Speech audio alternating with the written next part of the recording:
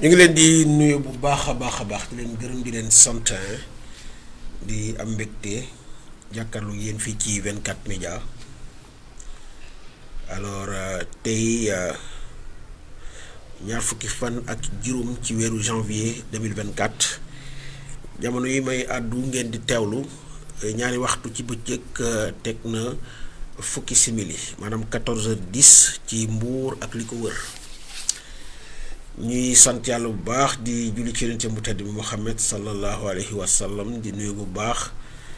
kilifa diine di nuyu suñuy internaute biir réew ak bitim réew di nuyu bu baax suñu ambassadrice yi Thioro Sarr depuis la France ki nga xamante mooy Mama Doga Thiam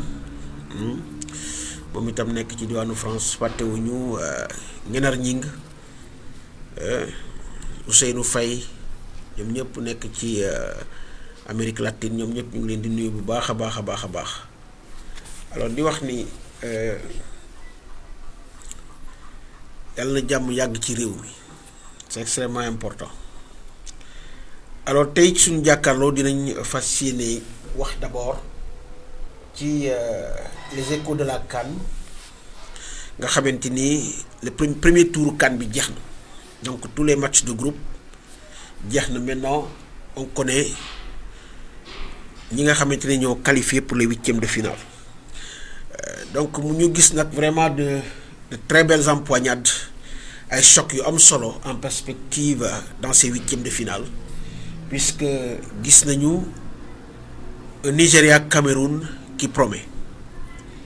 Nigeria donc moo nar a tase ak Cameroun mu nekk un choc boo xamante ni c'est deux grandes équipes du continent africain yu égard ak li nga xamante ni moom mooy li ñu def ci CAN mais également ci coupe du monde donc mën nañ jàpp ne match boobu dina nekk match bu amam solo. Man dama leen di jox 50-50 50-50 même si peut-être léger avantage au Nigeria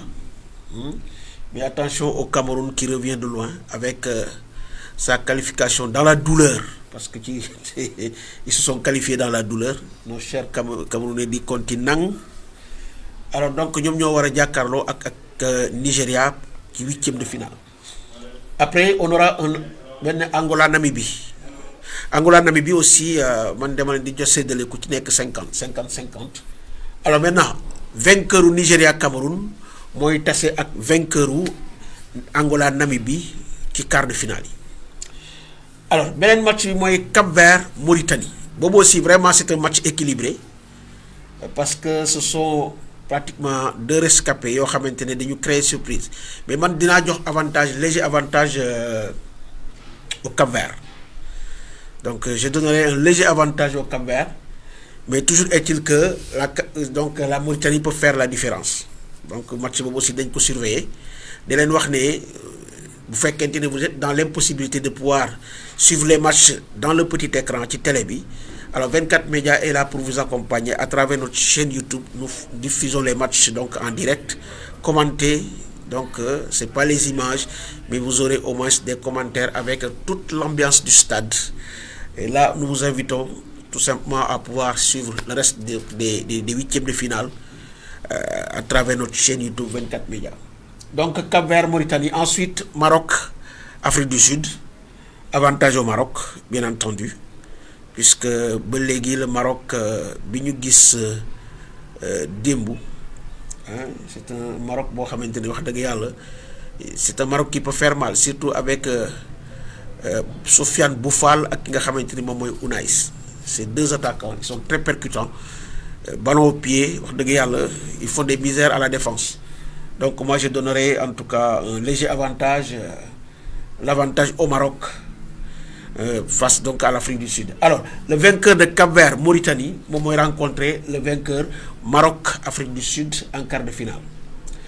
Ensuite nous avons Égypte RD Congo. Égypte RD Congo man aussi 50-50 laay joxe foofu parce que voilà donc une équipe égyptienne qui s'est qualifiée sans victoire donc 3 nuls la am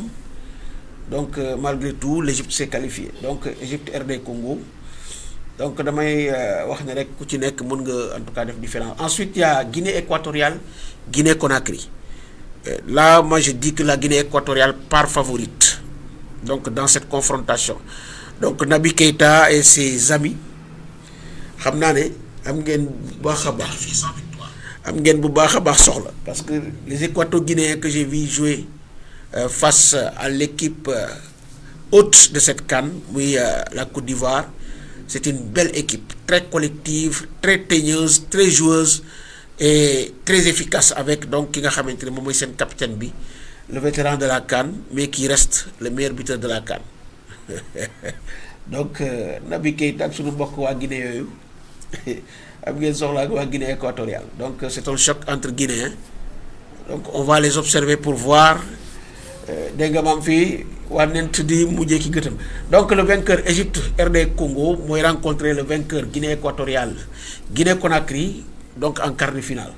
Et enfin la dernière confrontation c'est Mali Burkina. Donc ça c'est un duel entre frères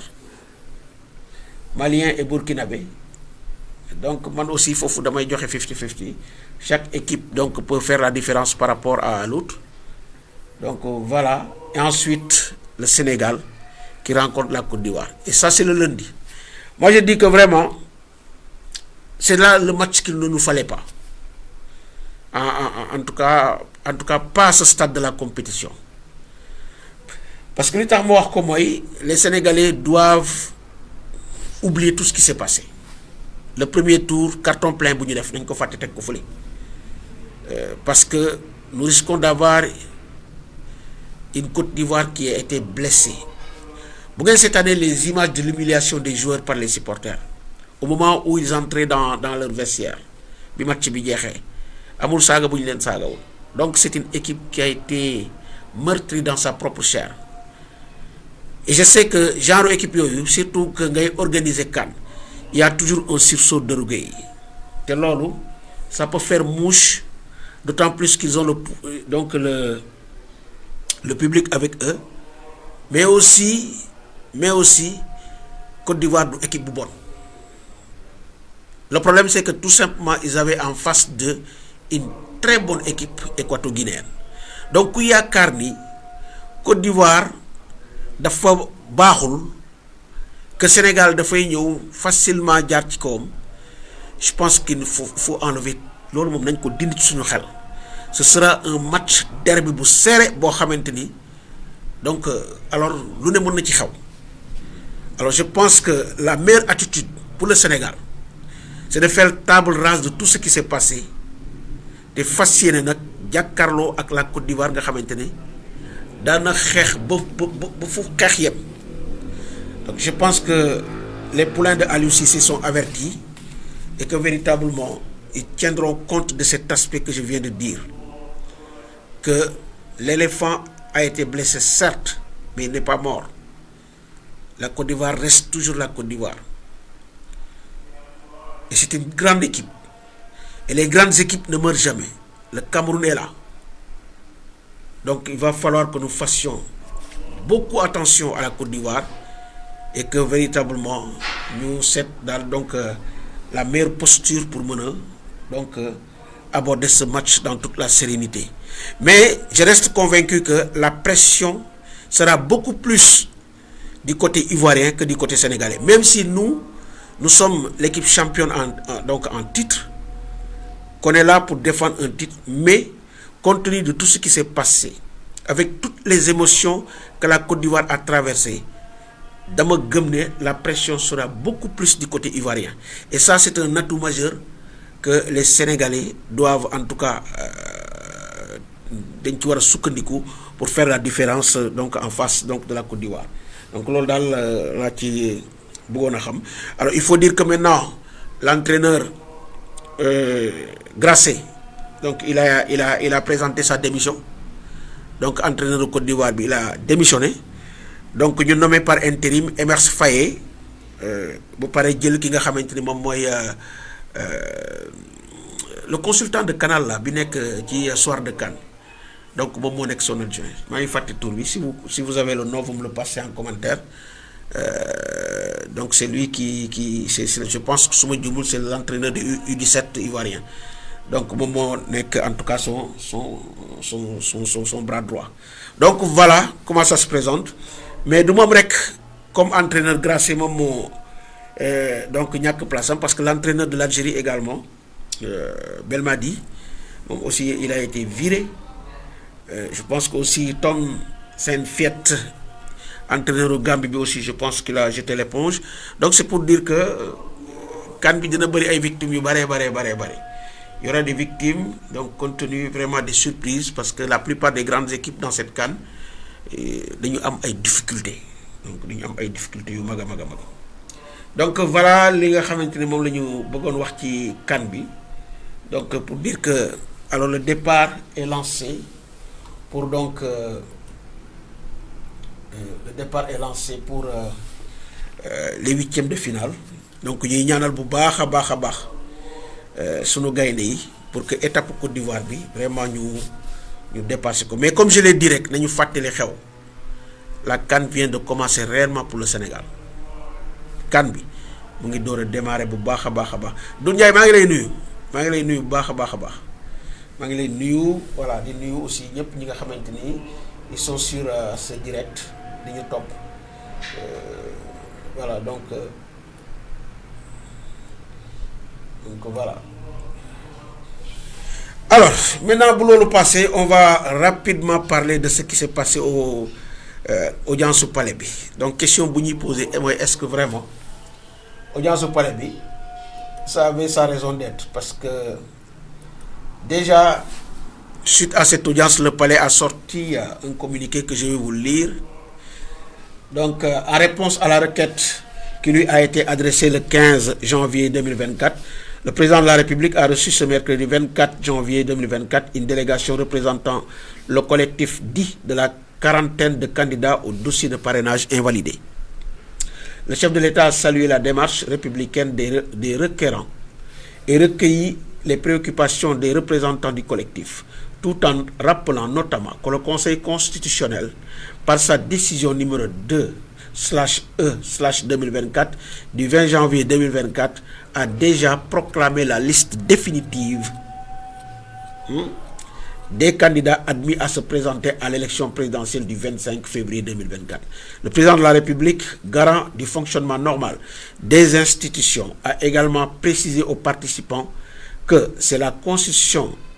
à son article 92, qui dispose que les décisions du Conseil constitutionnel ne sont susceptibles d'aucune voie de recours. Elles s'imposent au pouvoir public et à toutes les autorités administratives et juridictionnelles.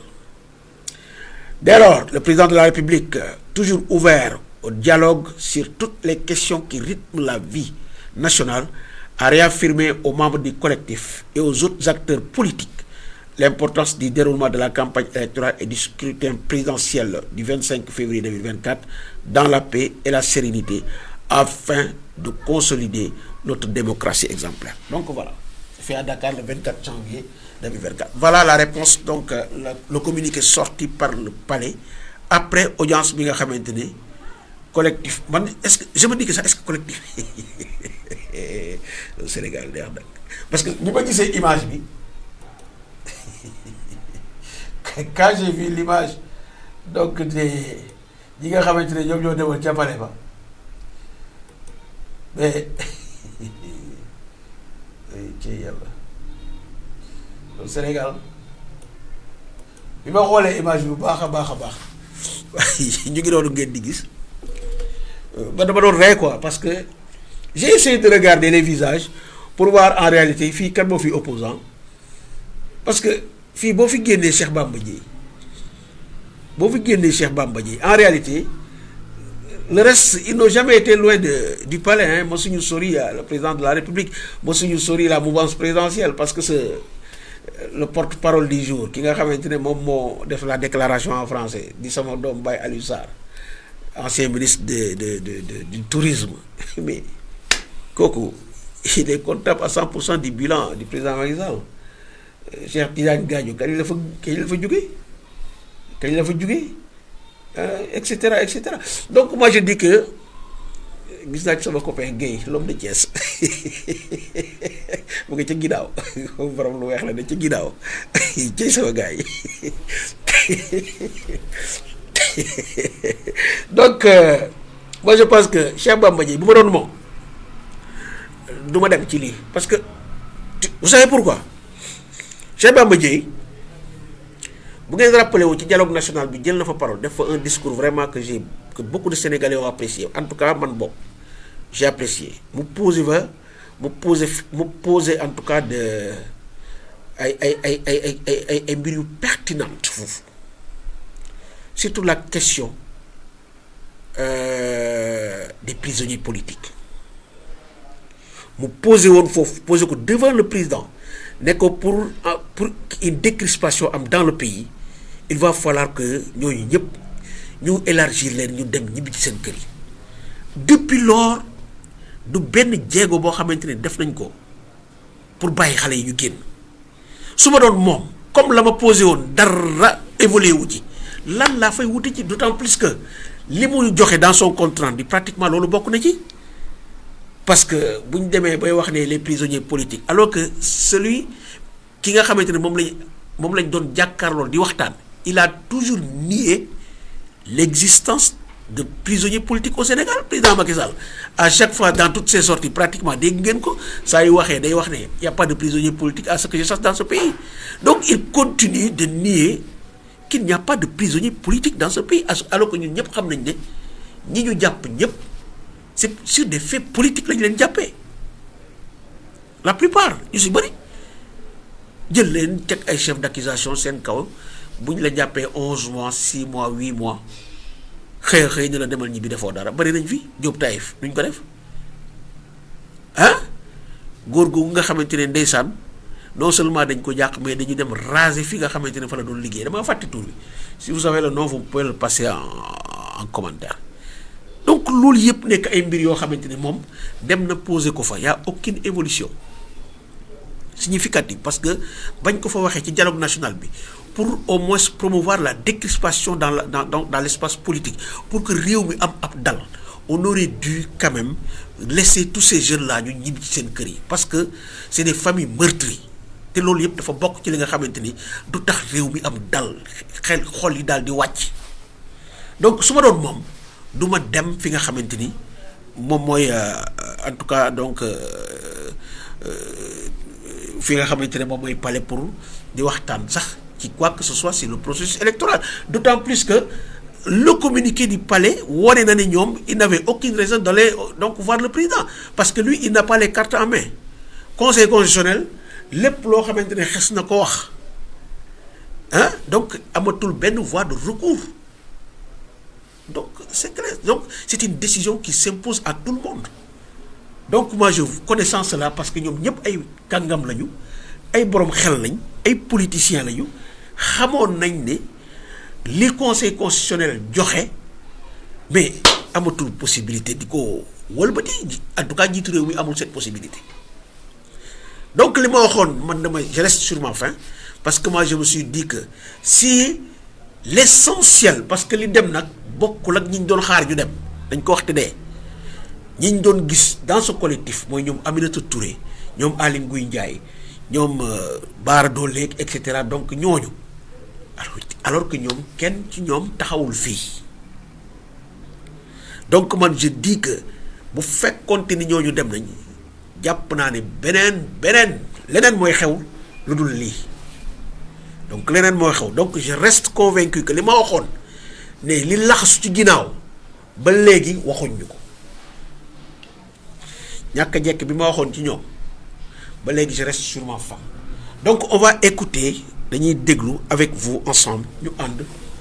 déglu ki nga xamante ni moom mooy Cheikh Bamba Dièye nga xamante ne moo wax ci wolof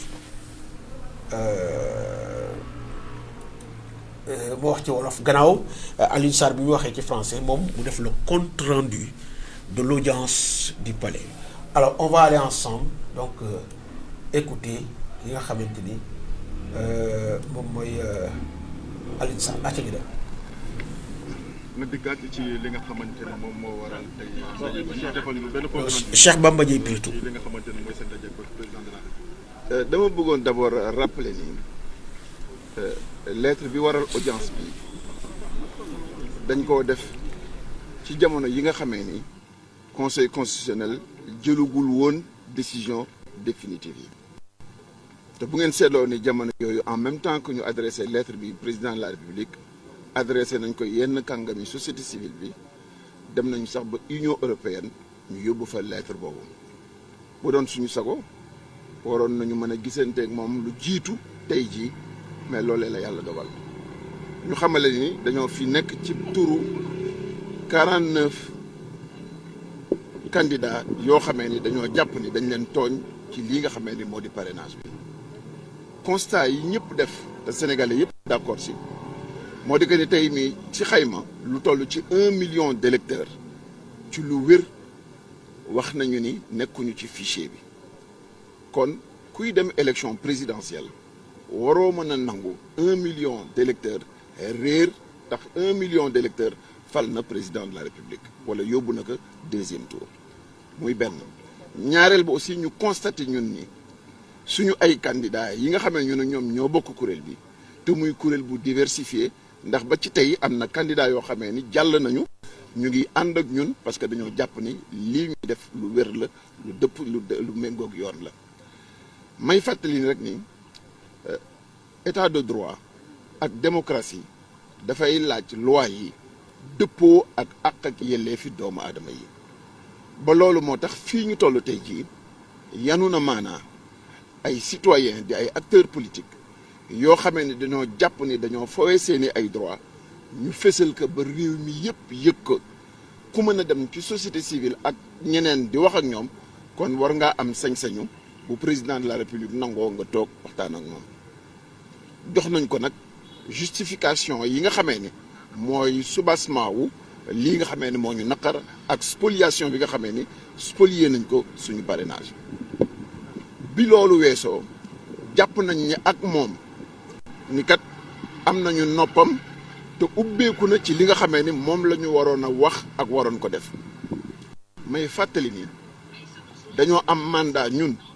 indil président de la république lii nga xamee ni moo di bëgg-bëgg collectif bi te ci bëgg-bëgg collectif boobu amul benn yoon fu mu ci feeñe mandat boo xamee ni jox nañu ko pour di wax lu jëm ci wàllu report ak yu demee noonu. donc yéen seen taxawaay bokkul benn yoon ak report élection. damay bëgg leeral bu baax mu leer parce que bu ñu bokkee ay kuréel yoo xamee ni candidat yoo xamee ni dañu war a dem élection defe naa ni du yoonu maanaa ñuy jóg taxaw di wax ci yenn yi donc liñ ñu yebal ak fi ñu yebal ak fi mu yem foofee la ñu taxawee ci considération générale yi fàttali nañ ko la nga xamee ni moo nekkoon ca dialogue national ba wax que ni ko moom comme day dem war na rafetal mbir mi ba nga xamee ni buy dem mu bàyyi réew mi ci jàmm ak salaam fexe ba nga xamee ni àq ak yelleefi doomu aadama yi dinañ ko respecté te ñun jàpp nañ ni di dem élection présidentielle ak ñaari candidat yoo xamee ni boo dajalee seeni xayma ci assemblée nationale ñu mat tiers ñooñu ñu génne leen ci processus bi loolu xaw ma lan lay nirool de waaye du démocratie muy benn ñaareel ba it jàpp na ni fii réew mi toll ak li ñu gën a soxla mooy doomi sénégalais yi nga xamee ni ci politique tax na ñu tëj leen ci biir kaso bi war nañ leen koy yombalal ba ñu mën leen may ay liberté provisoire ñu ñibbi seen biir kër te loolu it am nañ ci ay tontu yu ñu satisfaire ndax yaakaar nañu ni la ci ëpp si ñoom bu ñu jëlee disposition yi ci war nañoo mën a am liberté provisoire yooyu ñaareel ba it candidat bii nga xamee ni jàll na ci parrainage bi di Bassirou Diomaye Faye nga xamee ni tey jii ci démocratie xel dina teey ci wa ñëppam nawleem yëpp di campagne moom mu des ci biir kaso bi loolee démocratie nanguwu ko réewum Sénégal fi mu toll nanguwu ko te am nañ ci aussi ay tontu yoo xamee ni dalal nañ suñu xel ba yaakaar nañ ni suñu defee la ñu war a def war naa mën a am moom tamit liberté provisoire mën a dellu ci ay ñoñam préparer li nga xamee ni mooy campagne am ak ay ñoñam yemu àndal ca mbir moom. yan tontu ngeen am yu daal seen xel. loolu moo tax ma ni la fii ñu toll nii tey li nga xamee daal moom la ñu dëxëñoon yëpp mooy benn la ñu waxoon ca la nga xamee ni moo di Union européenne ñu yeesalaat ko ci kanamu président de la république te loolee def nañ ko ñaareel ba it li nga xamee ne moom la ñu jàpp ni mooy tooñ yi juróom-ñeenti candidats yi nga xamee ne ubbiwuñu seen i fiche ñeneen ñi nga xamee ni seen i ay àq ak seen i ay yelleef dañ ko salfaañe fooye ko yooyee it yeggal nañ ko ci moom ñun ñëpp waxtaan nañu ba xam limite yi nga xamee ni suñu action am nañ ko may fàttali nag sénégalais yëpp ñun ay démocrate lañu ay républicain lañu réew mi ak li jàmmal réew mi moo ñu itteel moo ñu ñor par conséquent comme dañoo bokk ak suñu ay nawle ñu am mandat buñ ñu jox mandat boobu dañuy dem ba mu jeex la nga xamee ne moo sa ruus ñu delloo leen ko wax leen ko la ñuy ciy def ak fa ñu jëm ak fa la ñuy taxawee ñu xam ko mais li wér ba wóor moo di daal tey Sénégal fii mu toll nii bu ñu naxantewulee ab président de la république boo xamee ne dafay génn ci élection yoo xamee ni kàngam yu mag yi génn nañ leen ci muy ay kàngam yoo xamee ni boo jëlee Karim Wade nga xamee ni 2019 jàpp 2022 jàpp 2023 ci ay conditions ak ay raisons yu wuute chaque fois bu dugalee ñu génne ko te du moom rek am na yeneen i candidats yoo xamee ni saa yu ñëwee ci élection présidentielle ñu wutal leen lay bu ñu leen ci génneel loolu lañ ni méngoowul ak suñu démocratie ak fu ñu mënti demee élection bii daf ñu war a mën a permettre benn ñu respecter calendrier électoral bi ñaar ñu respecter àq ak yelleefi doomu aadama yi ñett sañ-sañ yi nit ñi war a am ñu utiliser ko et ñuy rafetlu loolu suñu nattango PDS yi nga xamee ni dugal nañu commission d'enquête parlementaire pour leeral li nga xamee ni leeree ci bopp sénégalais yi donte tey jii indiwul ay solution war nañoo mën a permettre ëllëg ak yeneen i bis yi ñëw ak yeneen i élection mu permettre ñu am ay conditions yu wér yu leer yoo xamee ni dines nañu ci mën a organiser parce que li ñu bëgg mooy bu ñu génnee ci élection président bu ñuy fal mu mat sëkk li mu doon bu ko matee sëkk ba pare mu dajale askan wi yëpp jublu nag ci li nga xamee ne mooy ale kalaj ji muy développement wu Sénégal loolu moo doon en résumé li nga xamee ni mooy compte rendu wu waxtaan wi nga xamee ne amoon nañ ko ak président de la république. ñu fas yéene la laaj benn ñaari question ñeneen ñi bari ñëw Bougane ak Abdourahmane ak Mimi Touré tey lan ngeen ciy tontu. xam nga ñun dañoo d'accordoon ci suñu biir comité ndax waxtaan wi dafa yaatu lool ñu ne dañuy dem ñu décider loo ensemble ni dañuy wut délégation wu fukk ak juróomi nit yoo xamee ni PDS daf ci dolleeku ñu mën a dem te wolof dafa ni mbir mi moom bu amee ñu ko mën a def ñeneen ñi war nañu mën a am ay raison li am solo mooy man waxewuma si sama turu FSD/BJ ak Cheikh Bamba Dièye ku nekk yaa moom sa cëggal guy yaay seet na mu la doyee ak na mu la dalee la sa xel nga définir sa posture ak sa position je parle ñu ngi wax ci turu collectif wax ci turu mbooloo mi mbooloo moom nag lii la ñu yemal ci lii la ñu yemloo loolee la ñu wax foofee la ñu yem fas yéene dellu si ñoom nag tëral leen li nga xamee ni mooy compte rendu bii ñu leen defal ñu defal leen ko de manière beaucoup plus détaillée pour que ñoom tamit ñu xam ensemble yan yoon ak yan pexe moo des ci lii nga xamee ne moo ñuy taxawal moo ñu jëm ci wàllu élection yi. ndax loolu du mooy président de la république mu def ingérence ci liggéeyu conseil constitutionnel. non conseil constitutionnel li muy def na ko ba pare amatul ingérence def na ko ba pare mais waaw dañ ñuy yeew dóor ñu xiiru fas ñu ne du ñu wokk suñu digg gannaaw mais foog ñu wokk suñu digg gannaaw foog ñu révolté wu foog ñu wax ñu du dëgg du yoon il faut qu'on en prenne acte boobu dafa war a tax pour l'avenir et pour les jours à venir et toutes les autres élections ñu xam ne système de parrainage bii ñuy dugal ak mode bi nga xam ne moom la ñuy cribler parrain yi dañ ko war a seetaat réformer ko ci kaw waxtaan woo xamee ni day dëppook démocratie ak niveau de démocratie bi ñu toll. parce que ay responsable lañu boo demee ba si yàgg saar nga daanu ci benn mbir boo jógee da nga war a organiser wu waat pour que l'avenir parce que gouverner c'est prévoir et on doit toujours être proactif ci li nga xamee ni mooy situation yi ñu nekk et c'est pourquoi aussi lu inédit bu ñëwee leneen lu inédit dina ñëw mooy commission d'enquête parlementaire boo xamee ni ca ña nga xamee ni ñooy seen ak si mooy seen warugar ci assemblée nationale dinañu jéem a seet conditions yu ñu leerale processus bi yëpp pour que à l'avenir ñu bañ a am impair yu mel noonu. dernière question ci waxtaan bi nga xam ne secrétaire ak président ndax def na leen assurance que ne Bassirou Diomaye Faye di candidat bi caabi fete ginnaaw dina bàq campagne ak yéen. loolu moom dinañ ko xam ci fan yii di ñëw amul jarul xaaroo suba gannaaw suba xam nga ñun suñu xel ñun collectif bii mënoon nañu yem ci suñuy mbiru bopp wax suñuy mbiru bopp jooyal suñuy naqar mais il faut que les gens tamit xam ni ay mag la ñu dootuñu ay xaleel te bu ñuy wax réew mi yëpp ak problème mu réew mi yëpp la ñuy waxal loolu moo tax ñu dugal problème boobu insister waat sans préjuger de ce que la justice va faire yaakaar nañu ni bu liberté provisoire duggee war naa mën a génn dem defi campagne am loolu moo méngoog démocratie sénégalaise te loolu dañ ko war a rafetlu et je pense que ni acteurs yëpp dañ ci war a taxaw ngir loolee mën a nekk. mu ngoog donc mu nekk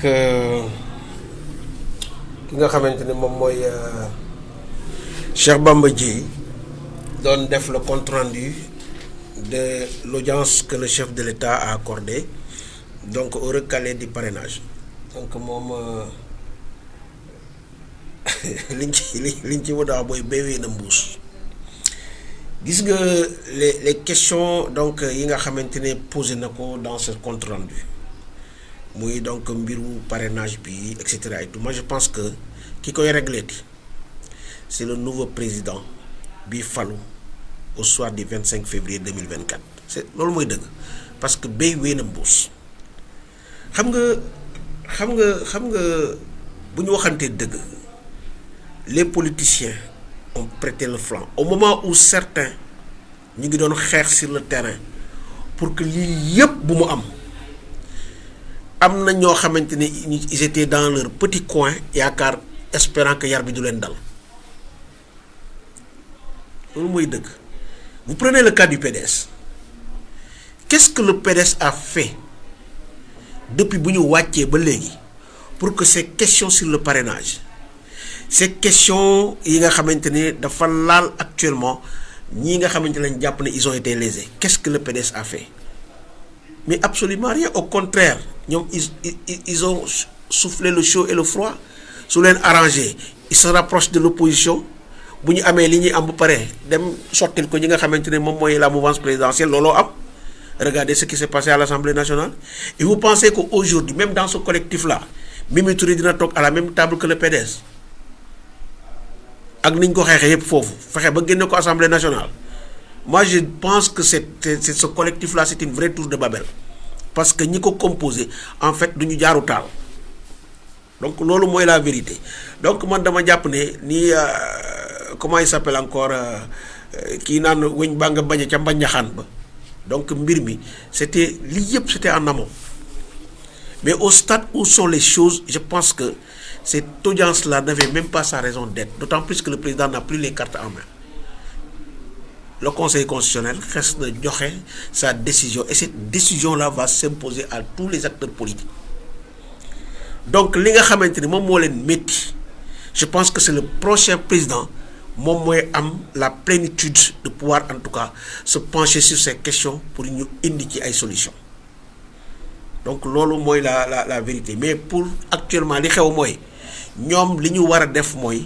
ñëw renforcer l'opposition pour que li nga xamante ne moom moo tax ñu léser leen ñu mun ci am en tout cas satisfaction parce que ñii tant que jëlewoo leen fi lii moo fi wéy tant que ñiy jógewuñ fi li leen dal dina continuer di leen dal parce que vous avez prêté le flanc le président vous l'avez da ngeen ko bàyyi mu dérouler nax leen dans un dialogue national nga xamante ne il a voulu juste donc faire passer en tout cas li nga xamante ne moom la bëggoon vous avez joué la comme astaghfirullah jégal ma sax ci terme bi vous avez joué le jeu avec lui donc mu woo leen ngeen dem wuyu ji ko Bamba Dièye yaa ngi fa woon waa PDS ñoo ngi fa woon ñeneen yaa ngi fa woon. Il a donc profité de cette audience pour redorer son blason mais également faire passer li mu bëggoon donc vous avez permis au président de faire ce qu'il veut de dérouler son plan ba tey ji yar bi dal na leen et puis vous êtes là voilà donc bëgg indi fii ay yoo xamante ne wax dëgg yàlla da ngay waaru donc moi je pense que en toute objectivité li gën mooy ngeen dem rejoindre l'opposition donc seet ki nga xamante ni wax dëgg yàlla jàpp ngeen ni kii mën na def la différence ngeen jàppale ko donc c'est de ça qu'il s'agit mais wax dëgg yàlla ay PDSO ay keneenoo ñoom bu desoon ñoom rek ci xeex bi jàpp naa ne dinañ ci wéet parce que ku nuñ koy waxeeti sax kuy kii sa tey sa démb moo rafet xaw ma nuñ ko wolof jaay di waxe mais donc en fait c'est ça donc les policiers vraiment Macky Sall pratiquement le président Macky Sall daf leen jàppe comme xale donc durant tout le processus il s'est servi de vous pour faire passer ce qu'il voulait et vous comme si vous n'êtes pas voilà donc c'est comme si yéen amu leen ay bët pour xool pour gis la réalité ce que veut le président et vous avez continué à jouer le jeu et le résultat est là aujourd'hui donc man je pense que dëgg yàlla dama bokk ci ñi nga xamante ne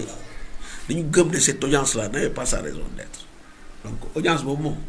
amutoon benn yoon pour donc voilà wala boog la ma ci waxoon rek li ko lal xëy na fi daa fosse rek parce que ñoo waroon a teewuñu mooy ñoom Bougane ñoom mii beeg ñoom Aly Ngouille xëy na ñi nga xamante ne moom la président doon espérer mu ñëw di leen a gisul alors ñi nga xamante ne ñoo ñëw nag wax dëgg yàlla c'est des personnalités politiques avec tout le respect qu'on a pour eux mais pour elle plutôt ces personnalités politiques peut-être président jàpp ne ñii li ma bëgg wax dëgg yàlla duñ ma ko may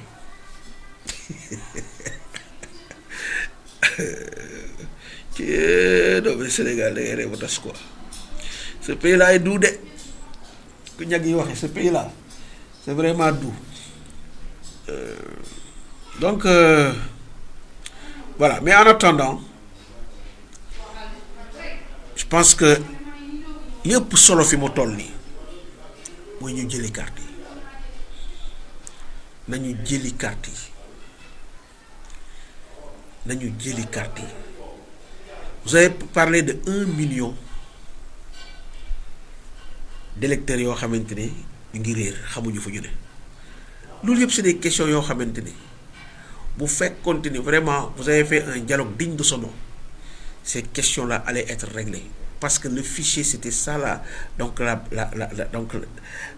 vraie bataille c'était le fichier faire en sorte que le fichier ñu mettre ko à jour ba tous les primo-votants mën ci bokk maintenant allez à Jacta Est les dés sont jetés allons-y avec ce qu'il y a et on verra mais li mënti am mooy quelle que soit situation bi ni mu mënti demee je vois mal la mouvance présidentielle mën ko gagner c'est pas possible objectivement mënul nekk parce que les Sénégalais wax naa leen keroog ne ils sont pressés d'en découdre avec ce qui se passe parce que ku ci nekk am nga loo mer guux ko teg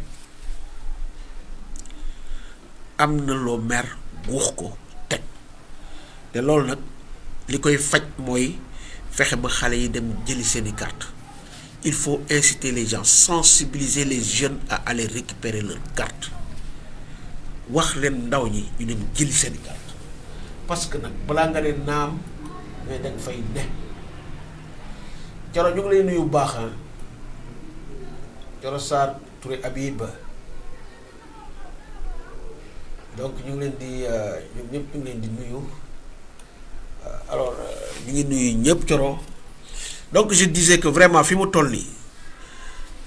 l'essentiel c'est d'aller sensibiliser les jeunes à aller récupérer leurs cartes ces cartes-là qui dorment dans les préfectures et dans les sous-préfectures xale yi nañ dem ñu jëli carte yi ba pare nag fexe nag organiser wu de sorte qu'il n'y ait pas d'angle mort quand je parle d'angle mort mooy que dans tous les bureaux de vote du Sénégal l'opposition dafa war a am un représentant parce que buñ ko deful rek dinañ prêter le flanc donc il doit pas y avoir d'angle mort fu opposition fu bureau de vote nekk rek war nañ ci teg suñuy gët et je pense que maintenant avec les réseaux sociaux et tout amul dara loo xamante ne mun naa nëbbatu donc les résultats vont tomber en live donc live en direct et on verra en fonction maintenant de ces résultats tendance yi fu mu jëm donc je pense quand même foofu la fi nekk wax ji yëpp jaratu ko lii am na ba noppi te opposition bi dañu seetaan ku ci mel ni Ousmane Sonko mu ciy xeex di ci wax bu dégg bëccëg ñenn ñi ils étaient dans une zone de confort espérant que yar bi du leen dal tey jii yar bi dal na leen de plein fouet parce que nañ waxante ni ce collectif là boo càmbaree xool leen ba ci biir c'était les plus grands défenseurs de voilà donc du parrainage Mimi Touré c'est vrai que jàmbaar la que elle a été vraiment humiliée à la limite par Macky Sall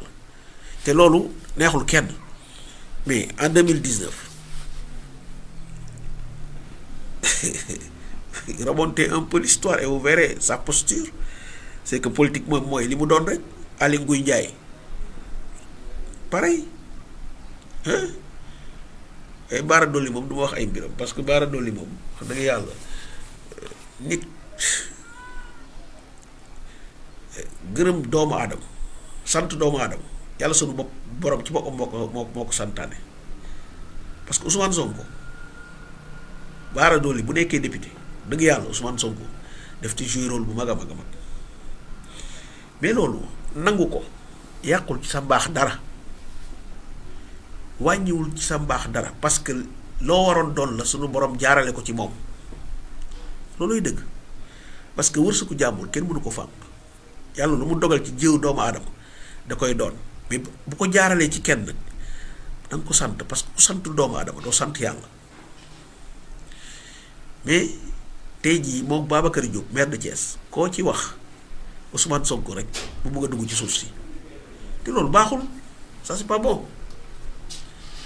ça c'est pas bon loolu baaxul nit da ngay gërëm doomu aadama loolu mën a sant yàlla ngay sant balaa nga sant yàlla ngay sant ku sant yàlla doo sant ku sant doomu aadama doo sant yàlla mais Ousmane Sonko wallaahi lazim ñu si bëri bu ñu doonee tey dara Aba Mbaye ak fàttewuñ la de Aba Mbaye fàttewuñ la bu Saint-Louis yow mi doon xaaju naan Ousmane Sonko daa waroon ñëw ci yow ñàkk a ñëw Ousmane Sonko moo tax doonoo maire tey jii nga mën a taxaw di ko voilà donc voilà c'est ça et c'est ça aussi l'image de la politique du Sénégal aujourd'hui ils sont là en train de se victimiser ces recalés là mais démb dañu xool seen posture c'est-à-dire que c'est des gens yoo xamante ne au gré des situations la ñuy changer de couleur te loolu wax dëgg yàlla politique jaru ko moi j'aime bien la constance quelqu'un qui est constant dans ses prises de position quelqu'un qui est constant waxuñu ne wax dëgg yàlla vous n'avez pas été lésé sincèrement nous sommes tous d'accord que le processus de vérification des parrainages mais c'est une véritable catastrophe ñi jàll sax xamuñu nañ lañ def ba jàll donc c'est vraiment une urgence en tout cas de revoir tout ça pour que ëllëg lii dootu fi am mais au stade où nous sommes je pense que c'est trop tard parce qu'on a laissé faire on a laissé à ce régime de dérouler son plan dañ ko may tout président de la République te ñi ko may mooy ce sont ces politiciens aujourd'hui qui se plaignent parce que ñoo doon dem bu wootee ñu dem fekki ko lu mu bëgg a jàll la ñu jàppale ko ci le PDS qu'est-ce que le PDS n'a pas fait à l'Assemblée nationale te wax dëgg yàlla bu amee li mu am ci ay députés c'est grâce à son link avec Yewwi Askan Wi donc su amee li mu am c'est grâce à Yewwi Askan Wi mais qu'est-ce que le PDS a dafa ñëw buub ay députés am dem sottil ko la mouvance présidentielle Benno Bokk Yaakaar xeex ci donc Mimi Touré ñu humilier ko parce que dafa am loo xamante ne sax jigéen la sacralité de la femme waroon na tax humiliation bu toll noonu ñu éviter ko Mimi Touré parce que kilifa bu toll ni moom toog ndikkee xam ngeen daas ngeen paaka bi ko war a rey ba teg en direct ñu rey ko bon entre guillemets politiquement je veux dire donc loolu jekkul rafetul vous pensez que Mimi Touré moomu dina demati di toog ak président di wax quoi que ce soit moo tax ñàkk ko faa gis ci audience bi mais voilà ça s'explique kenn du ko mere et puis c'est uniquement ce qu'elle peut faire loolu rek la mën a def mënul def leneen qu'est-ce qu'elle peut faire d'autre vous pensez que Mimi Touré dina dem di wax toog di wax ak président lan la koy wax lan donc ça c'est vraiment politique au Sénégal mu ngi noonu salte na salte boo xamante ni des fois tu te dis que wax dëgg yàlla lii moom yàlla na ma ci yàlla musal donc en fait c'est ça donc bu loolu weesoo dinañu wax ci ñoom Guy Marius Sagna ñu ngi def liggéey bu am solo donc di dem auprès des familles yi nga xamante ni seeni doom wala bokk ils sont dans les liens de la détention ñenn ñi ñàkk seen bakkan ci les événements yi nga xamante ni jot nañ fay jàll ñu fay dem di waxtaan ak ñoom di leen dëfal parce que c'est important gis nga le président de la République dafa raté une occasion bu mag parce que ces familles là ba ilaa yow mi diin dañ koy mere te mu neex mu naqari moo jabootee ñëpp njaboot nag di nga am lu la neex di nga am lu la naqari waaye da ngay boole yëpp nag xam ne yàlla moo la ko jagleel lan moo gën a yomb mu jaale famille yooyu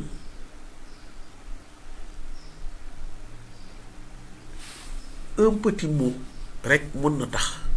wax dëgg yàlla mu teggil leen lu baree bare parce que sa doom dee dans des conditions yoo xamante ni pas du tout souhaitable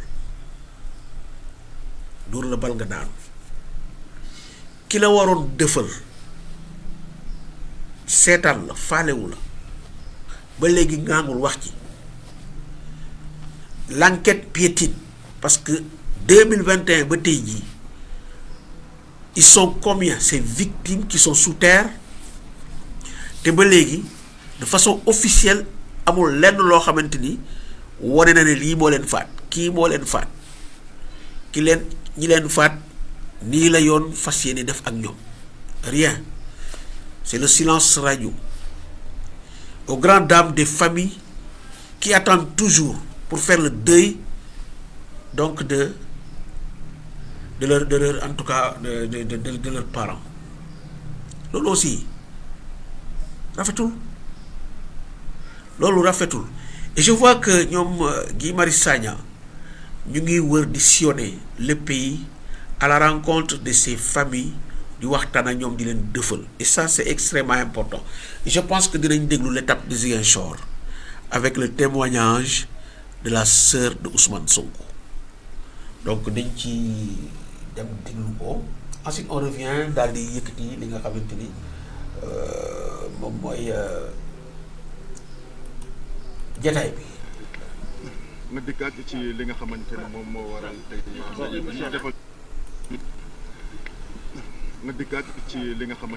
moo waral tey asalaamaaleykum mbooloo mi yëpp di leen nuyu di leen remercier ku ci nekk turam ak santam di leen masaw aussi maa ngi leen di suivre sur le plan national trajet bi yëpp démb ba saami nag yëpp maa ngi leen di suivre ci réseau yi balaa may commencer rek wax leen ne suñu papa yaa ngi ni toog aussi y a les deux frères de notre papa qui sont là tonton Ablaye tonton Malang Sonko donc xëy na sax ñoom ñoo waroon mën a gën a jël parole bi ci suba ba tey ñu ngi toog di leen xaar comme mère bi new fi ñële tamit tasaaroo nañu liggéey les frères ñoom vieux Amadou ñoom ñëpp ils sont un peu dans leurs obligations professionnelles moo taxoon ñoom tamit ñi ñëw toog vraiment pour accueillir leen vraiment di remercier ñëpp aussi di leen wax ne li ngeen def rafet na trop macha allah et puis dafa nekk yëfu nit ak nit man à chaque fois su ma gisee benn élément su may def su ma nekkee ci réseau yi nii ci chemin de la liberté damay def stop seetaan ko et c'est toujours très émouvant et puis dafa am solo xaw ma concept bi ngeen koy conceptualiser loo leen ci jublu woon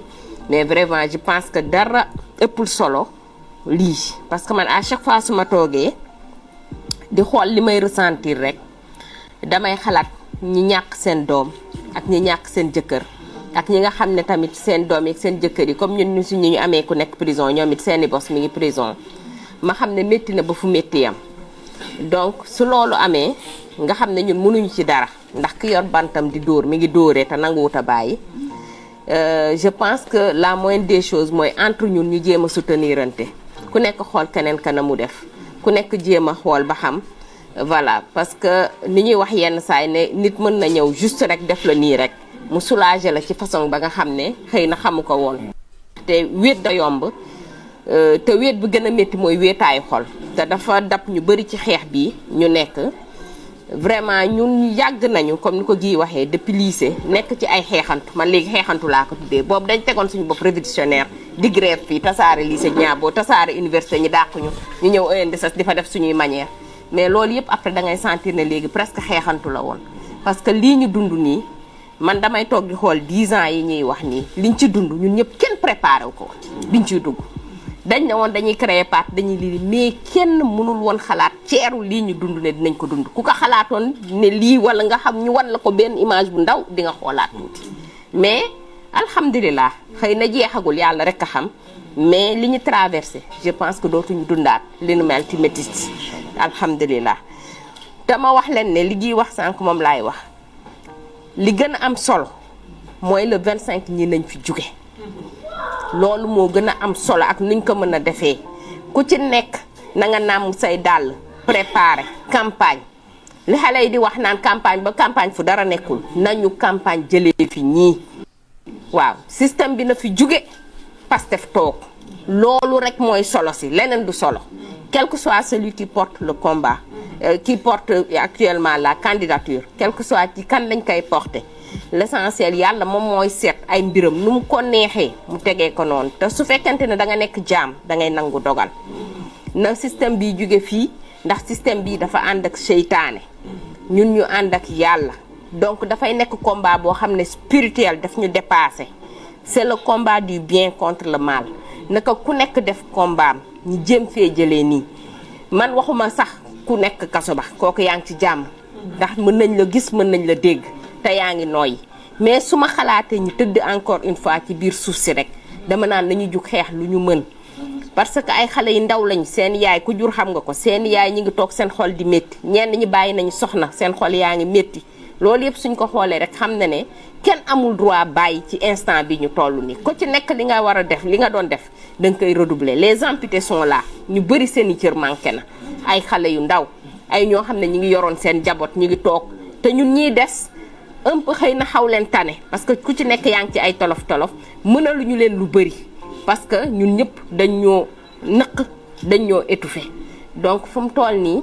lu ñu mën a wax mooy lañ ci doon def nañ ko yokk te xam ne vraiment il reste à boucler la boucle donc bu kenn yox-yoxi ma leen remercier waat encore une fois kontaan bi la JPS porté un tel projet ba mu egsi fii man moom j'ai une histoire particulière avec la JPS man ci laa bokk su ma laa ñëpp dañuy reetaan mais man avant jigéenu Pastef je me dis JPS laa xam nañ ci dara à Ziguinchor jigéenu Pastef fii ma leen di jaajëfal bu spécial ngeen baal ma tuuti foofu foog ma taxaw ci parce que lu gën a bëri du ñu magnifier benn liggéey bi ñuy def parce que elles sont toujours en arrière gii wax na ko sànq barricade bi bu mu amee ñoo doon jël risque yi ñooy togg ñooy fanaan ñooy def yëpp te terewul bañ doon tiile lacrymogène ñan ngeen doon gis ci kanam jigéen ñi donc jërëjëf jigéenu Pastef je suis très fière d'avoir été là au début ndaxte ba ñuy commencer c'est vrai que léegi toog naa ñu bëri defe ne lii ak lii la parce que sooy defar mayonnaise su demee ba jàpp jarul ngay dolli diwlin jarul ngay dolli leneen da ngay teg au début j'étais là en tant que coordinatrice de la zone sud mais yamalewu ma ko woon Timogip dama doon massifier muy góor muy jigéen keroog dem naa bi ñoo na di fa romb par hasard ñëw ne ma foog ma wàcc ndekete il tenait un peu à me célébrer noonu laa ko mën a waxee ndaxte ña fa nekkoon ñëpp amoon na fa au moins 3 maires des hommes te bañ leen installé man maa installé seen cellule donc j'étais là en tant que militante j'étais là en train de combattre au début du projet parce que il le fallait mais léegi damay toog sama kër du ma ñëw réunion pendant 1 an et tout marche et loolu sant yàlla parce que da ngeen taxaw li doon tax may ñëw au début parce que nit ñi ñëwaguñoon léegi ñëw ngeen matale ko ba mu mat sëkk te da ngeen ciy def seen doole di ci def seen xaalis di ci def seen temps bàyyi seen njaboot seeni borom kër muñal leen ñu ngi leen di remercier de passage donc maa ngi leen di jaajëfal bu baax a baax a baax di remercier sam papa yi toog ndax nit soo amee taxawaay bu dëgër say waajur ñoo tax am nañu yaay mais macha allah am nañu kër baay ba mu mat sëkk ñoom ñëpp gis nga leen ni ñu mel affaire yi dañu métti ba nga xam ne les 2 dernières années ñoom ñëpp affaire bi daf leen précipité sam papa maa ngi ko doon xool sànq ma naan ko xool gis ngeen dafa def choc parce que du toog fu nekk lay dem soo ko nee toogal mu ne su dee waree am naa dee ma ne ko maar day taal kenn du ci dee mais sam papa tey dëddu na nekk fi depuis 2006 la génn àddina mais sentiruñu loolu ci côté boobu parce que fu ñu tourné gis nañu suñuy mbokk baay fu ñu tourné gis nañu suñu mbokk yaay donc loolu dafa jara wax tey xëy na wax yombul te kenn mënul wax lépp mais ku lim juum wala nga desal nga manqué le donc ma leen di remercier yéen ñëpp di remercier honorable fi nekk mais madame le maire toutes les conseillères qui sont là les conseillers dëkkandoo yi ñu ngi nii yéen ñëpp ma leen di remercier di leen nuyu di nuyu aussi voilà le conseil départemental mi ngi fi la mairie ñëpp donc ni ngeen àndee nii def ko dafay wane ne maanaam c'est pas les mandats que vous avez actuellement ñoo leen di régir mais li ñu commencé woon projet bi au départ mooy le parti l'idéologie PASTEF le patriotisme donc ci loolu ma leen di jaajëfal et puis di leen wax aussi bon courage su fekkente ne mën na possible koo leen xalaat ne impacté na rek ngeen jaar fa du yomb nag mais dina baax trop jërëjëf dama xamul ndax kenn ci sam papa yi dina am lu mu ciy dolli mais brièvement de manière ramassée loolu rek laa mënoon wax et puis aussi su dara teewee nga wax ko du yàq dara tout au début y avait sama ñaari raq yi tey ma gisaat leen Ousmane Abdoulaye Baro Yankuba Sonko lu ma doon def Ziguinchor ñoo ci doon jàpp ñii rek laa doon gis au début honorable maa ngi lay soog a gis nga baal ma donc tey ma kontaan torop bi ma leen gisee ñu nekk nii ba tey parce que dafa baax nga gis ña nekkoon ca début ba ña dabe ñan ñi fi nekk nii day may courage ñuy soog a ñëw ñu xam ne lii lu yàgg dëgg la donc maa ngi leen di remercier di leen sant di leen jaajëfal yéen ñëpp. mu ngi doon mu nekk ki nga xamante ni moom mooy la sœur d'Ousmane Sonko wax ji rafet na macha allah donc mu nekk une famille très digne qui malgré li jot a xew yëpp donc cette famille est restée très digne ndax liñ leen teg métti na ba fu métti yem mais ba léegi kenn déggu leen ñu saalit wax lu ñu warul wax et ça c'est extrêmement important loolu rek dafay wone en tout cas grandeur bi famille boobu am waaye itam seen gëm yàlla ndax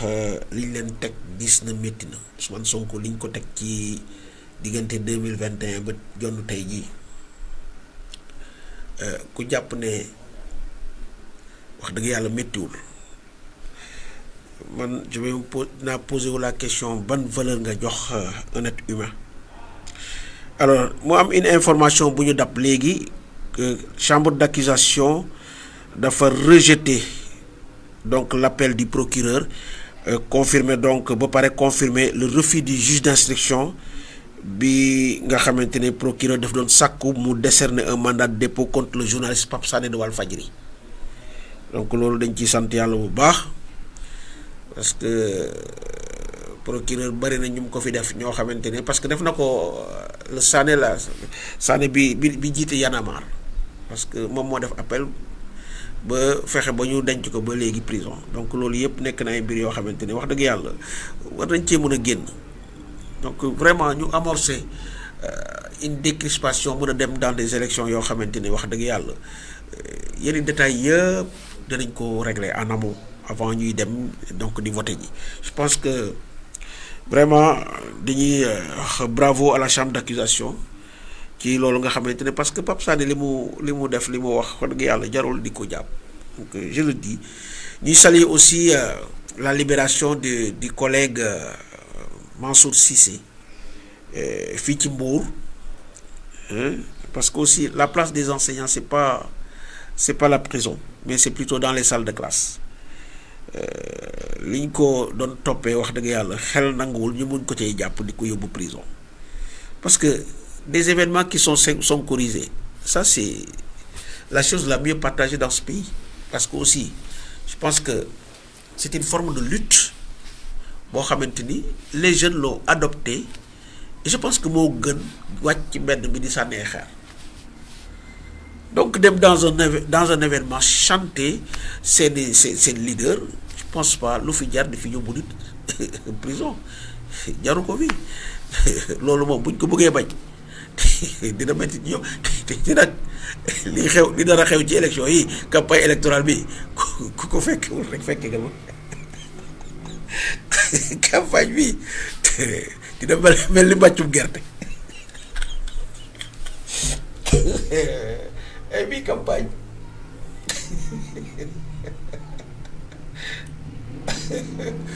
yooyu bilaay gis naa ñoo xamante ne pour ñu campagne ci réew mi du yomb ci ñoom de gis naa ñoo xamante ne pour ñu campagne ci réew mi ak gone yi ma gis barke Serigne Touba du yomb Sonko dama daal dina mel ni mbàccum gerte donc c'est ça hein. Donc voilà donc li nga xamante ne moom lañ bëggoon a indi comme information wax dëgg yàlla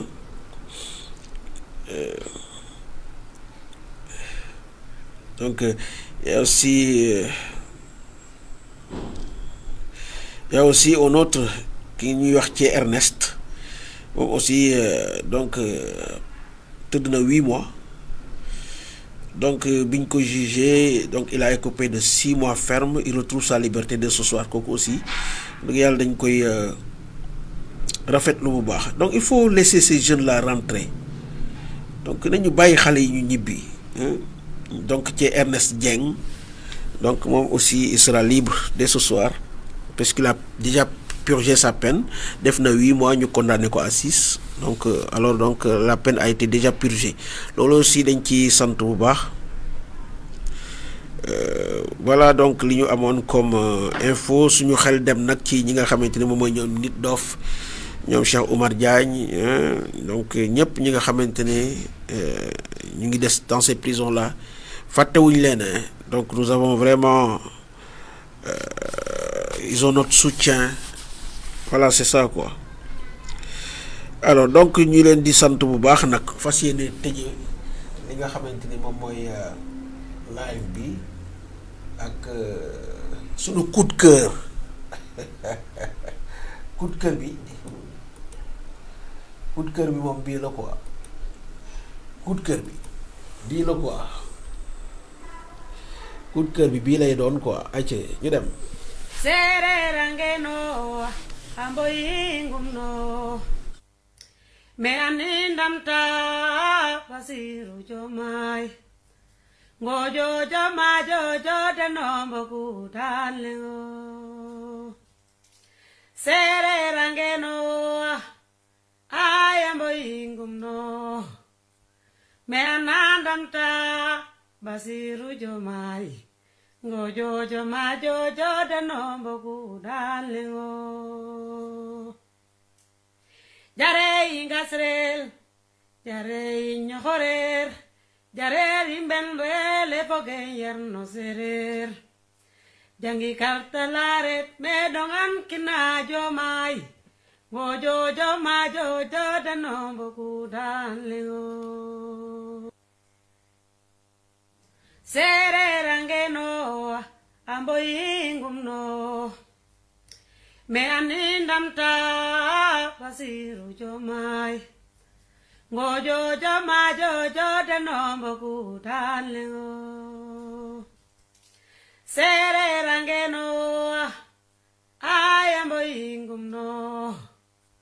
me anindamta Basiru Diomaye ngojo joma jojo denombo kutanlengo jare ingasrel jare nyohorer jare imbenbele pogen yerno serer jangi kartalaret medongan kina Diomaye ngojo joma jojo denombo kutanlengo sererangeno ambo yingumno me anindamta Basiru Diomaye ngojo joma jojo denombo kutanlengo sererangeno ayambo yingumno me anindamta Basiru Diomaye ngojo joma jojo denombo kutanlengo jare ingasrel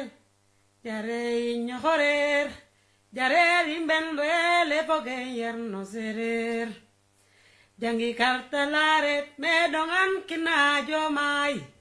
ngojo joma jojo denombo kutanlengo sererangeno ambo yingumno me anindamta Basiru Diomaye. Alors donc c'était donc notre coup de cœur ak Basiru Diomaye donc ñu ngi leen di sant bu baax di leen gërëm